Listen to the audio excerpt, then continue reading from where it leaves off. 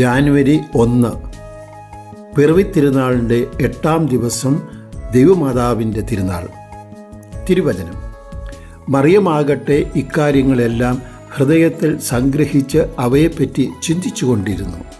ലൂക്ക 2:19. 2025 jubilee വർഷത്തിലേക്ക് കടക്കുന്ന ഏവർക്കും അനുഗ്രഹപ്രദമായ പുതുവർഷ ആശംസകൾ നേരുന്നു. തിരുസഭ ഇന്ന് പരിശുദ്ധ കന്യാമറിയത്തിൻ്റെ ദൈവമാതൃത്വ തിരുനാൾ ആഘോഷിക്കുകയാണ്. എഫെസസ് സിനോഗദോസ് പ്രഖ്യാപിച്ചതുപോലെ പരിശുദ്ധ ത്രിത്വത്തിലെ 2-ാം ആളായ പുത്രൻ മനുഷ്യാവതാരം ചെയ്യുവാൻ വേദിയൊരുക്കിയ പരിശുദ്ധ കന്യാമറിയം ദൈവപുത്രനെ നമുക്ക് നൽകിയ ദൈവമാതാവാണ്. പരിശുദ്ധ കന്യാമറിയത്തോടുള്ള ഭക്തി സ്നേഹപ്രകടനങ്ങളുടെയും മധ്യസ്ഥ പ്രാർത്ഥനയുടെയും എല്ലാം അടിസ്ഥാനം അമ്മയുടെ ദൈവമാതൃത്വം തന്നെ. നമ്മുടെ ഭക്തി കാണുമ്പോൾ നെറ്റി ചുളിക്കുന്നവരും ഉണ്ട്.